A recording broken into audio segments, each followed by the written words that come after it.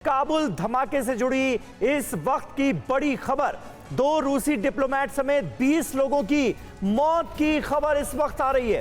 काबुल में रूसी एम्बेसी के पास जोरदार धमाका हुआ था और इससे जुड़ी तमाम अहम खबरें लगातार टीवी9 भारतवर्ष आपको दिखा रहा है। अब बड़ी जानकारी मिल रही है, 2 रूसी राजनयिक समेत 20 लोगों की मौत हो गई है इस बम धमाके में। रूसी एम्बेसी के पास इस जोरदार धमाके को अंजाम दिया गया।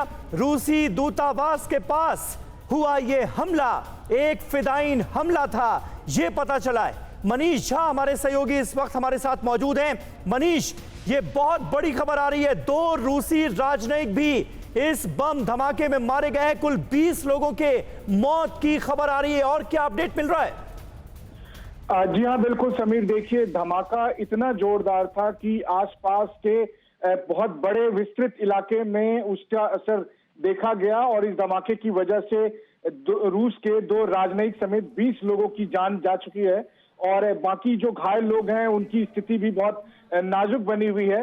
देखिए, अपने आप में ये इस मायने में अलग है क्योंकि पिछले कई सालों में हमने अमेरिकी दूतावास पर ब्लास्ट होते हुए देखा, इंडियन एम्बेसी में ब्लास्ट होते हुए देखा था, लेकिन रशियन कभी उनके टारगेट में नहीं दिखाई देते थे। लेकिन पहली बार इस तरह से देखने को मिल रहा है कि इस तरह का एक मेजर अटैक रशियन एम्बेसी के सामने हो रहा है। सामान्य तौर पर अभी जानकारों का मानना यही है कि रशियन और तालिबान के बीच बेहद निकटता की वजह से, क्योंकि अगर आप देखें तो तालिबान को लगातार रूस का संरक्षण हासिल था, लगातार तालिबान को काबुल की गद्दी पर दोबारा से वापसी में लगातार रूस का हर तरफ से सपोर्ट मिला था। उसके बाद रशियन एम्बेसी पर इस तरह के हमले को लोग वहां आईएसआईएस का अटैक मानकर चल रहे हैं।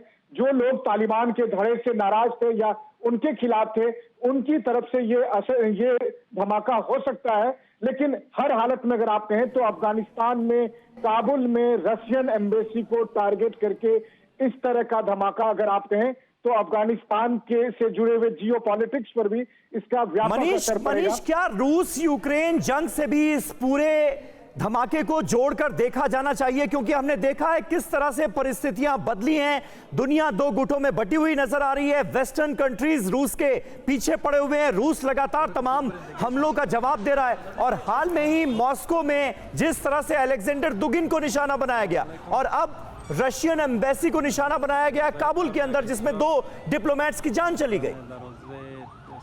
बिल्कुल सही कहा आपने। देखिए, इस समय तो इस संभावना को खारिज नहीं किया जा सकता है जिस तरीके से हमने देखा कि किस तरह दुगिन पर हमला हुआ था। लेकिन अफगानिस्तान के मामले में रूस यूक्रेन की जंग का कितना असर होगा, क्योंकि अगर आप देखें तो रूस की तरफ से लगातार आईएसआईएस के ठिकानों पर भी कई जगह हमले होते आए हैं और सबसे अहम बात यह है कि अफगानिस्तान एक ऐसी टेरिटरी है जहां पर ग्लोबल कंसर्न से ज्यादा अफगानिस्तान इश्यूज हैं, जो लोकल पावर टसल है वो बहुत हावी हो जाता है।